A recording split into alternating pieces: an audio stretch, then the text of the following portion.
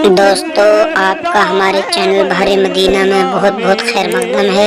Video को like और share करें और चैनल को सब्सक्राइब करें, घंटी के बटन को दबा दें। आज हम देख रहे हैं भाई साहब, फेसबुक के लिए हम अलग टाइम दे रहे हैं, व्हाट्सएप के लिए हम अलग टाइम दे रहे हैं, अलग अलग आईडी बनी हुई है हमारी, हम उस पर सब टाइम दे रहे हैं। और ये बात भी याद रखें, व्हाट्सएप वाला हमें जानता नहीं है, फेसबुक वाला हमें जानता नहीं है, फिर भी हमें उन्हें टाइम देना पड़ रहा, हम दे रहे हैं।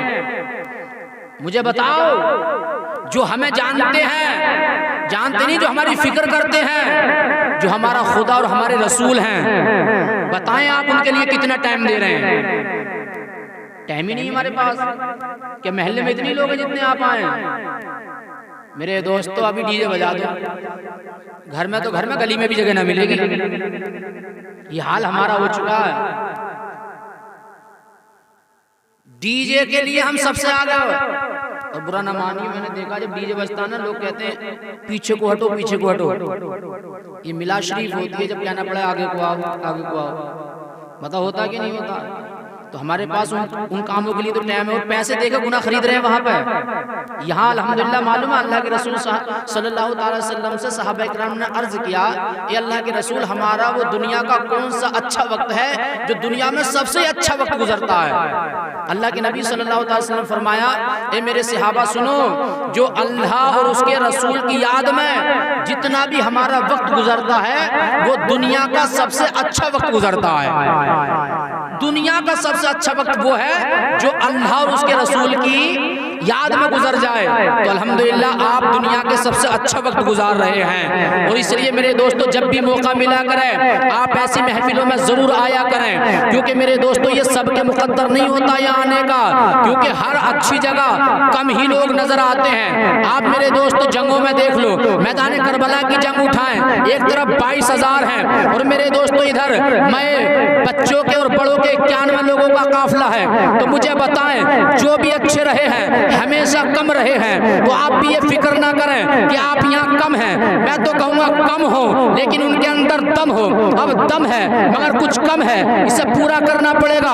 अपने रब को याद करें, अपने रसूल को याद करें। अल्हम्दुलिल्लाह मेरे दोस्तों, मेरा रब वो है, अगर कोई बंदा मेरे रब की जानिब एक बालिश बढ़ता है, अल्लाह फरमाता है मैं 1 गज बढ़ जाया करता हूँ। अगर कोई 1 गज बढ़ता है, मैं उसकी तरफ 1 मील बढ़ जाया करता हूँ। हाँ, ये जो बंदा मेरी तरफ को चल के आता है, मैं उसकी तरफ को दौड़ता हूँ। और यहाँ तक ही नहीं, मेरा रब खुद फरमाता है, अगर कोई बंदा मुझे अपने दिल में याद करता है, तो मैं उससे अपने दिल में याद करता हूँ। अगर कोई बंदा मुझे मजमे में याद करता है, तो मैं फरिश्तों में याद करता हूँ। और यहाँ तक ही नहीं, अल्लाह फरमाता है, अगर कोई बंदा मुझे जमीन पे याद करता है, तो मैं आसमानों में याद करता हूँ। अगर कोई बंदा मुझे मकाम में याद करता है, तो मैं ला मकाम में याद करता हूँ। अगर कोई बंदा मुझे दुनिया में याद करता है, तो मैं कब्र हशर में याद करता हूँ।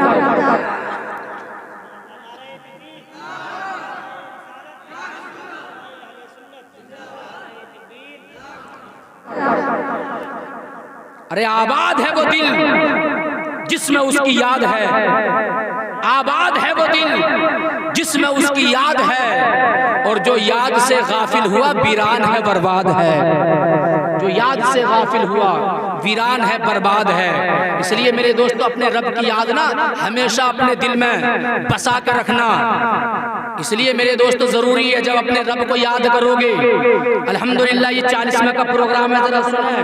तो मेरे दोस्तों देखिए, जब हम कब्र में जाएंगे तो मेरे दोस्तों हुआ ये, पहला सवाल होता मर रब्बो का, बता तेरा रब कौन है, तेरा रब कौन है? तो जवाब यही होगा, रब्बी अल्लाह, मेरा रब अल्लाह है। लेकिन जरा सुनिएगा, कुछ लोग ना 5 टाइम की नमाज पढ़ते हैं और सोच रहे हैं हम इसका जवाब दे देंगे, लेकिन नहीं, इतना जरूरी नहीं है। बल्कि अगर कोई चाहता है हम कब्र के सवालों जवाब में अगर पास हो जाएं, तो मेरे दोस्तों उसके लिए जरूरी है कि फजर में जाए, रब को याद करे, जुहर में जाए, रब को याद करे, असर में जाए, रब को याद कर, मगरिब में जाए, रब को याद कर, इशा में, फजर में जाए, रब को को याद कर, लेकिन फिर भी कहते हैं इतना याद करना काफी नहीं है, बल्कि मेरे दोस्तों कोई चाहता है मैं कब्र के सवालों जवाब में पास हो जाऊं, तो उसके लिए पांचों वक्त अपने रब को याद करना ये काफी नहीं होगा, बल्कि नमाज के बाद में जो काम करता है उस काम में भी अपने रब को याद करना पड़ेगा। और याद करने का तरीका यही है, जब फजर की नमाज पढ़ के जाओ और जुहर तक जब कोई काम करे या दुकानदारी करे तो अपने दिल में ये तसव्वुर करना मेरा रब मुझे देख रहा है, मेरा रब मुझे देख रहा है। जब दुकानदारी तू करना शुरू कर दे और जब तोलना शुरू कर दे तो कम मत तोल के देना, और ये तसव्वुर करना मैं कम नहीं तोलूंगा, मेरा रब मुझे देख रहा है। मैं दाल में मिलावट नहीं करूंगा, मेरा रब मुझे देख रहा है। मैं दूध में पानी नहीं मिलाऊंगा, मेरा रब मुझे देख रहा है। मैं किसी को धोखा नहीं दूंगा, मेरा रब मुझे देख रहा है। तारीख में आता है, अरे जितना अच्छा सबक बच्चा याद करता है अपने उस्ताद को उतना ही अच्छा सुना भी देता है। तो अल्हम्दुलिल्लाह ये अपना सबक बना लीजिए, मेरा रब मुझे देख रहा है। और जब तुम्हारा सुबह शाम जब तुम्हारी कौलो फेल में ये बात आ जाएगी मेरा रब मुझे देख रहा है, रात हो या दिन, दोपहर हो या शाम, जब तुम ये मेरे दो सबक याद करके जाओगे मेरा रब मुझे देख रहा है। झूठ से बचोगे, चुगली से बचोगे, कम तोलने से बचोगे, मिलावट करने से बचोगे, इधर पांचों टाइम की नमाज पढ़ोगे। अब जब कब्र में जाओगे फरिश्ते पूछेंगे मर रब्बों का, पता तेरा रब कौन है, तो तुम मुस्कुरा के कहोगे ए फरिश्तों सुन लो, सारी जिंदगी इस सबक को याद करके आया हूँ, रब्बी अल्लाह, मेरा रब कोई और नहीं, मेरा रब अल्लाह तबारक व तआला है।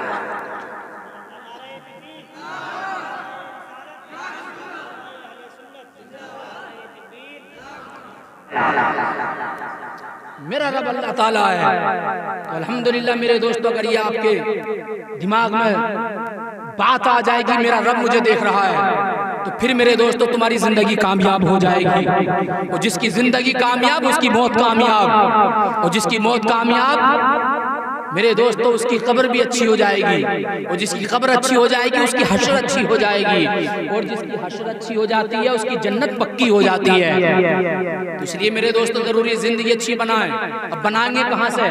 कुरान तो हम पढ़ते नहीं, कुरान हमने सीखा नहीं, इसी वजह से तो हम माँ बाप को ऊंची आवाज से बोल देते हैं, माँ बाप के सराहने बैठते हैं, आंखें दिखाते हैं, 10-5 हजार रुपए कमा लेते हैं तो माँ बाप की कदर खत्म कर देते हैं। जिंदगी में अगर निखार चाहते हो खुद भी कुरान पढ़ो और अपने बच्चों को भी कुरान पढ़ाओ, बच्चों को भी कुरान पढ़ाओ।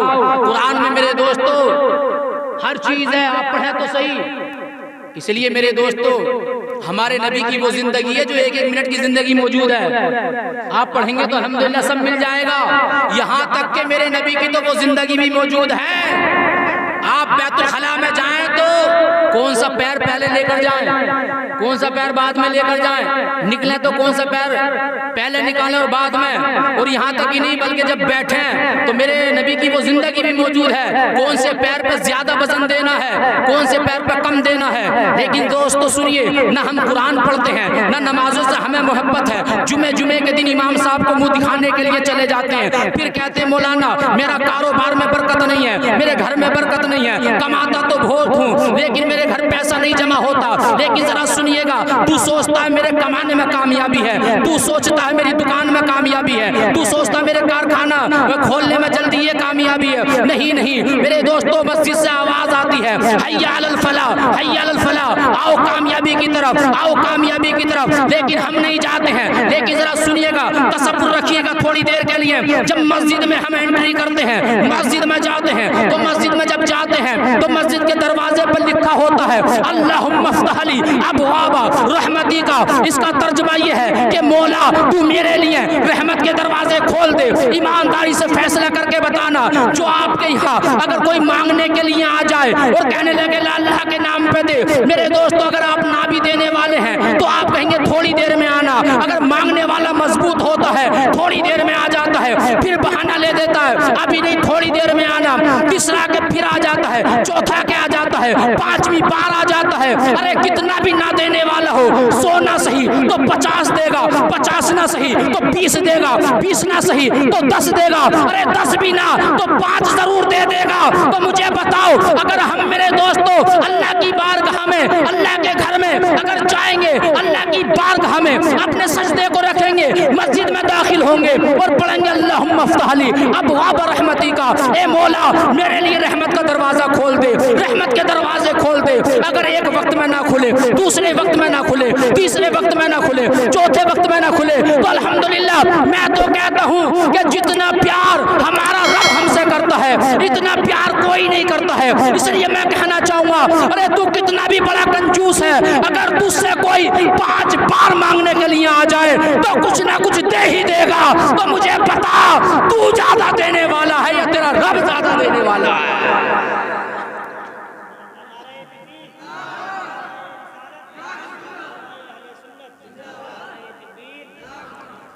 तो रहमत का दरवाजे तो खुलेंगे, उसके खजाने में कोई कमी नहीं है।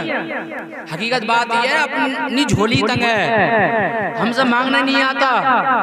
मेरे दोस्त, हम कुरान पढ़ते नहीं, बच्चों को भी पढ़ाते नहीं, स्कूल भेज रहे हैं। स्कूल मैं ये नहीं कहता मत भेजो, भेजो, जरूरी है।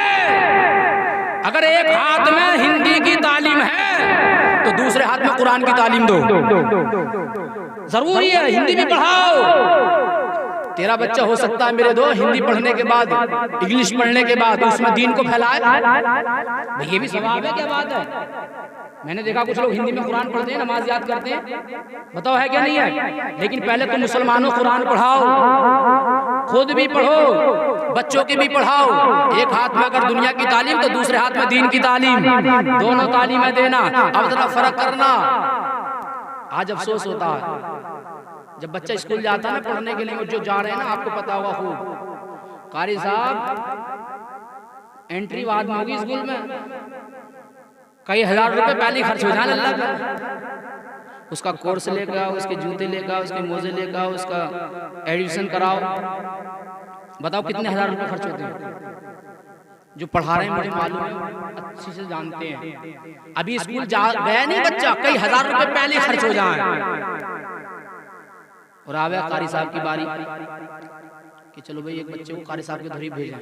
और आजकल तो औरतें बड़ी चलाक हैं, पहले ही फैसला कर लें। अगर किसी के 2 बच्चे हैं ना, एक थोड़ा काला और गोरा हो, तो पहले ही फैसला कर लें, देखो जी अल्लाह का बस सुनो, ये गोरा वाला जाएगा स्कूल में और कलुआ को भेजेंगे मस्जिद में। बताओ ये बेचारा कलुआ, या कलुआ भी है या फिर टांग थोड़ी सी बेकार है या कुछ हाथ, तो बोले एक काम करो ना, तो मौलाना ही बना दो।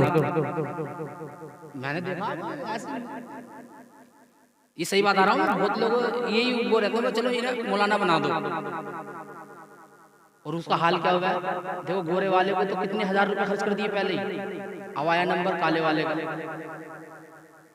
तो गोरे वाले को तो अम्मा नहला के भेजा है, सुबह ही नहलाती है, बालों में तेल कंघी भी डाल करती है, बैग टांग दिए ऊपर, और उसके अब्बा को उठावे जल्दी छोड़ के आओ स्कूल। बेचारे अब्बा भी ना हाथ धोते हैं ना मुँह हाथ धोते हैं, लिए मोटरसाइकिल और बाहर दरवाजे पे। बताओ ये बात है कि छोड़ने भी जाएंगे, लेके भी आएंगे। अम्मा का दिल अब भी ना भरा। अभी हजरत ने बताया जब लेके चले ना गोरे वाले को, तो अम्मा फिर भी कह रही बेटा बाय बाय, तो बेटा कह रहा हाय हाय, यही हो रहा, हाय हाय बाय बाय हो रही है। लेकिन जरा सुना, जब काले वाले का नंबर आया, अम्मा मेरा मुंह धो दे, है जा मस्जिद की टंकी भी धो लिए, गर्म पानी निकल रहा। कारी नाजिर साहब ने गर्म पानी का इंतजाम करवा रखा, हमारे मुफ्ती साहब ने। अब बेचारा एक तो था ही काला, उसका मुंह भी ना धुल लिया। बोले ना मैं अकेला ना जाऊंगा, मैं तो अब्बा को साथ लेके जाऊंगा, इमाम साहब मारेंगे मुझे। बेचारे गए अब्बा, बोले इमाम साहब इसकी भी तमन्ना है और इसकी अम्मा की भी तमन्ना और मेरी भी तमन्ना है, इसे तो अपनी जैसा मौलवी बना दो। इमाम साहब भी कह रहे ठीक है चलो बना देंगे, इसका कायदा कहाँ है? अरे वो इमाम साहब आज टाइम ना मिला तो कोई फटा हुआ पड़ा होगा, उसी से काम चला लो। उसके लिए कई हजार रुपए खर्च कर दिए गोरे वाले के लिए, और कलुआ के लिए बेचारे पे 10 रुपए का कायदा भी ना है। हकीकत बता रहा हूँ मैं, कुछ लोग पहले तो पढ़ते ना, और कुछ लोग ऐसे हैं जो रमजान में पढ़े हैं, जो कुरान पढ़े हुए हैं ना, एक उसी मस्जिद के कोने में बैठ गया, एक उसी मस्जिद के कोने में बैठ गया, एक उसी मस्जिद के कोने में बैठ गया। अरे एक साल में एक बार पढ़ने बैठे हो तुम, तो कितना अच्छा पढ़ लोगे। और उस पर मैंने देखा कुछ लोग ना रहलें टूटी हुई होती हैं, और कुछ को तो मैंने देखा उल्टी करके, जब टूट गई रहल तो पहले सीधी करके पढ़ता था और टूट गई तो उल्टी करके पढ़ दिया। ले अल्लाह रहम करे। तो रहल के दाई भी पैसे ना होना चाहिए। मेरे दोस्त ये कुरान है, इतना कम दर्जा क्यों देते हो कुरान वालों को? मैंने देखा कुछ है ना मदरसे के बच्चे जामे कुछ लोग हिकारत से देखते हैं। अरे तुम क्या जानो इनकी कदर? जब ये बच्चा अपने सीने से कुरान पाक लगा के चलता है, अल्लाह के फरिश्ते इसके कदम के नीचे अपने परों को बिछा देते हैं। इस वजह से नहीं कि सोसाइटी में इसके बाप की बड़ी कदर है, या अमीर का बच्चा है या गरीब का बच्चा है, नहीं नहीं, पर इस वजह से बिछाते हैं कि इसके सीने से कुरान पाक लग गया है। कुछ मौलाना लोगों को हिकारत से देखते हैं, बड़ी हिकारत से देखते हैं। मेरे दोस्त काम में ये मौलाना नहीं आते हैं, तुम हिकारत से देखो, तुम्हारी मर्जी। मैं तो कहूंगा इन्हें सरों पे बैठाओ, क्योंकि आलिम दीन की शान ये है, अगर बस्ती से गुजर जाए अल्लाह ताला बस्ती से अजाब उठा लेता है, कब्रिस्तान से गुजर जाए अल्लाह कब्रों से अजाब उठा लेता है। और यहाँ तक ही नहीं, अगर आलिम बामल का इंतकाल हो जाए तो मेरे दोस्त जरा सुन, ये कब्र में बाद में जाता है, अल्लाह ताला कब्र से पहले इरशाद फरमा देता है, ये कब्र होशियार हो जा, ये वो बंदा है जिससे मैं राजी हूँ, ये वो बंदा है जिससे मैं खुश हूँ। ये कब्र अब इसका बदन मत खाना, बदन मत बिगाड़ना। तो ये कब्र भी कहती है, ए मौला बदन खाना बिगाड़ना तो दूर की बात, अगर ये तू इससे राजी है तो मैं भी इससे राजी हूँ। बदन खाना बिगाड़ना तो दूर की बात, मैं तो इसका कफन भी मैला ना करूंगी। अल्लाह अकबर, जिंदाबाद। जो अल्लाह के नेक बंदे होते हैं, अल्लाह ने ना उनका जिस्म जमीन को खाना हराम फरमा दिया।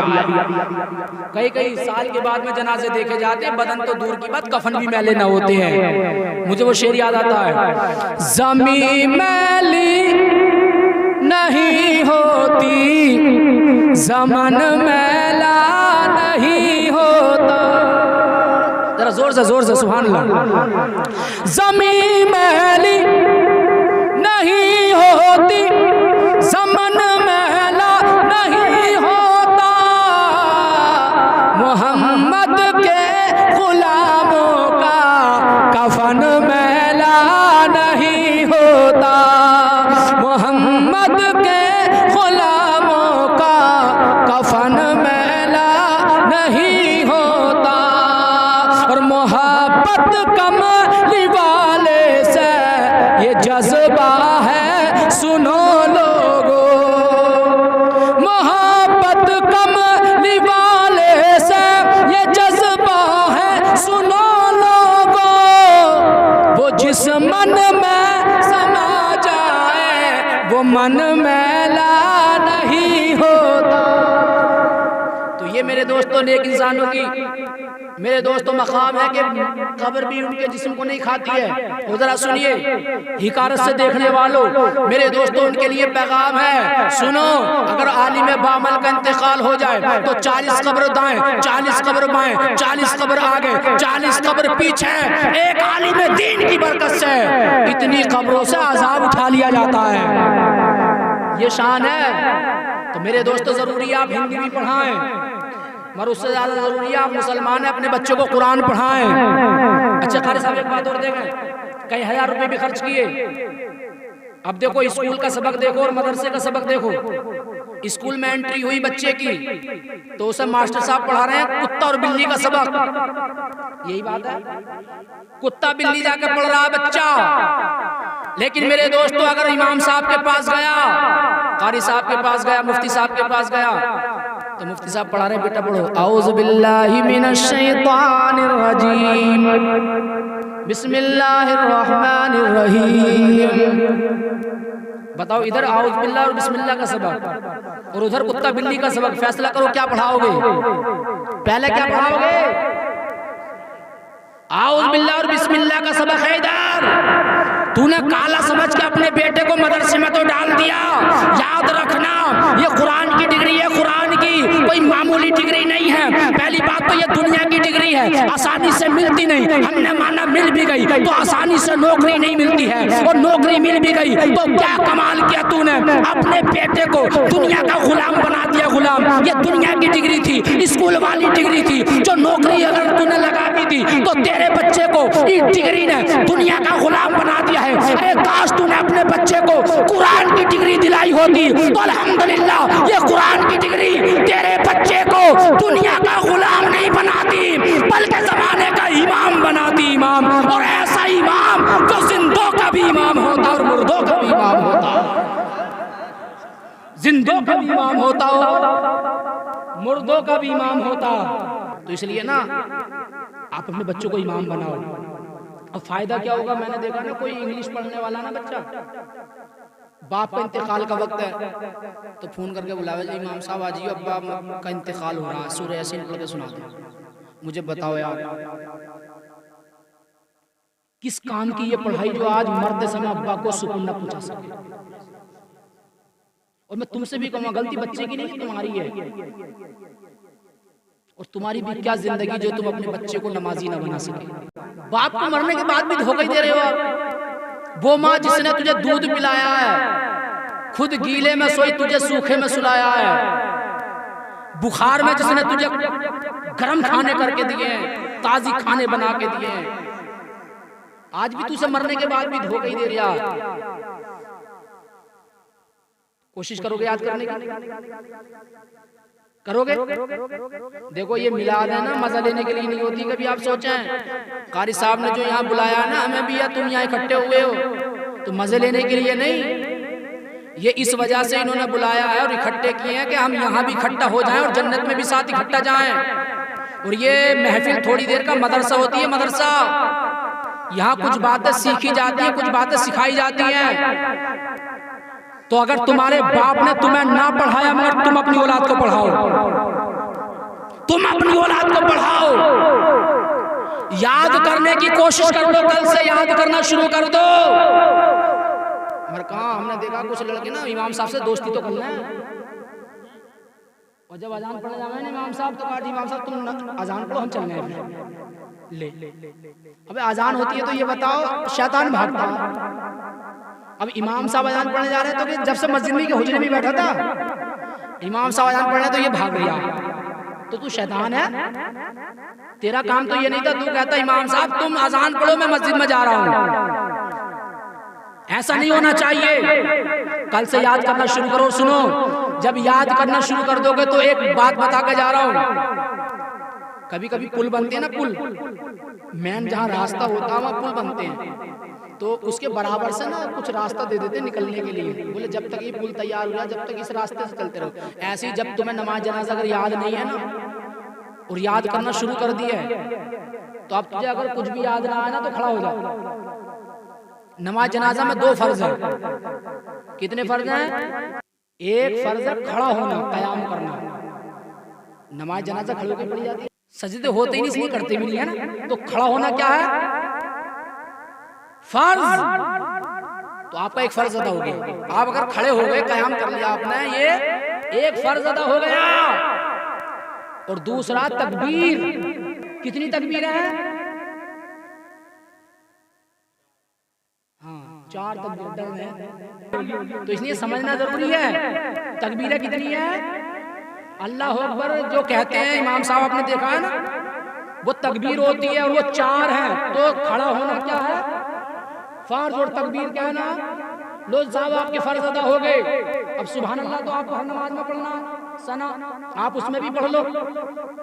दरूद शरीफ आप 5 टाइम की नमाज जाते हो अगर पढ़ना है तो उसमें आप पढ़ते ही हैं, आप वो भी पढ़ लो। और एक दुआ है, अगर वो याद ना तो आप वो पढ़ लो, रब्बना आतिना फिद दुनिया हसनतन व फिल आखिरति हसनतन व क़िना अज़ाबन्नार। लो साहब नमाज जनाजा हो गई, लेकिन मेरे दोस्तों वो दुआ भी याद करें। अगर वो भी याद ना तो कोई और चीज पढ़ लें। जिस तरीके से पुल बनता है तो रास्ता साइड से दे दिया जाता है, वैसे अगर याद करना शुरू कर लोगे, और अगर मेरे दोस्तों याद करना शुरू कर रहे हैं, अब तुम्हें जो याद है वो पढ़ लोगे, अल्हम्दुलिल्लाह तुम्हारी नमाज जनाजा हो जाएगी। लेकिन मेरे दोस्तों इसलिए याद करने की आप कोशिश करना मेरे दोस्तों, ये जरूरी है, वरना वो वक्त आने वाला है कि माँ का जनाजा होगा, तू पीछे खड़ा होगा, लेकिन तुझे कुछ याद नहीं होगा। तेरे बाप का जनाजा होगा, लेकिन तुझे कुछ याद नहीं होगा, तो उससे पहले याद कर ले, अपने बेटे को याद करा दे। क्योंकि मेरे दोस्तों, ये 2 डिग्री होती हैं मेरे दोस्तों, एक दुनिया की डिग्री, एक कुरान की डिग्री। तू कुरान की डिग्री दे। इसलिए मैं कहना चाहूंगा, अगर तू भी कुरान पढ़ेगा,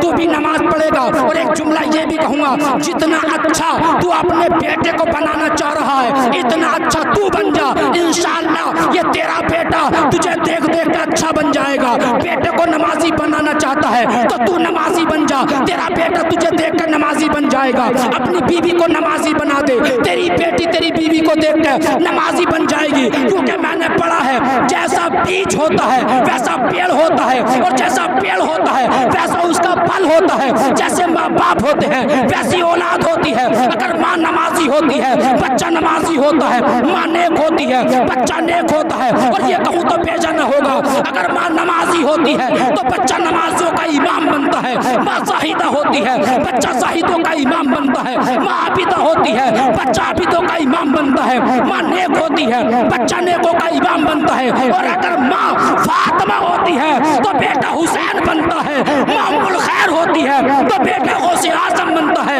माँ उम्मुल वरा होती है तो बेटा गरीब नवाज बनता है। और माँ रातों को जागने वाली, कुरान पढ़ने वाली होती है तो बेटा अपने जमाने का मुजद्दिद आला हजरत बनकर चमकता हुआ नजर आता है। अल्लाह अकबर, जिंदाबाद। आला हजरत बन के चमकता हुआ नजर आता है कि दौलत ना काम आई, वफा काम आ गई। महबूबे किबरिया की सना काम आ गई।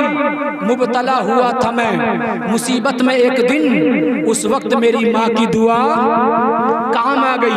अब देखो, ये दुनिया की डिग्री थी, फोन करके बुलाया, मिलाने वाला आ गया। अब ये तेरे बाप को गुस्ल दे रहा है, पता नहीं वो खुद भी गुस्ल से या नहीं है। कुरान की डिग्री ये है, अगर जो कारी कुरान होता है, बाप को खुद सूरह यासीन शरीफ पढ़ के सुनाता है, अपने बाप को खुद अपने हाथों से गुस्ल देता है, अपने बाप को अपने हाथों से कफन पहनाता है, अपने बाप का जनाजा लेकर चलता है। उसे मालूम है 40 कदम चलने में कितना बड़ा सवाब है। मेरे दोस्त, अपने बाप का जनाजा लेकर चलता है, जब रख दिया जाता है अपने बाप की नमाज जनाजा पढ़ाता है। ये कुरान की तालीम है। अपने आप उतरता है कब्र में, और उतरने के बाद अपने बाप को रखता है कब्र में। ये कुरान की तालीम है। मिट्टी और तख्ते देने के बाद मिन्हा खलकनाकुम पढ़ता है। ये कुरान की तालीम है। तो अल्हम्दुलिल्लाह, अरे जब कुरान की तालीम को आम कर दोगे तो अल्हम्दुलिल्लाह तुम्हारी जिंदगियों में निखार आ जाएगा। तभी मैं कहता हूँ, जिसके सीने में दरूदों का दुशाला होगा, कब्र में उसकी दरूदों से उजाला होगा।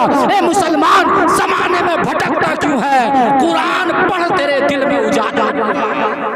एक बात और बताना चाहूंगा, आप कारी साहब के पास बच्चे जाते हैं तुम्हारे, नहीं जाते तो कल से भेजो भेजो।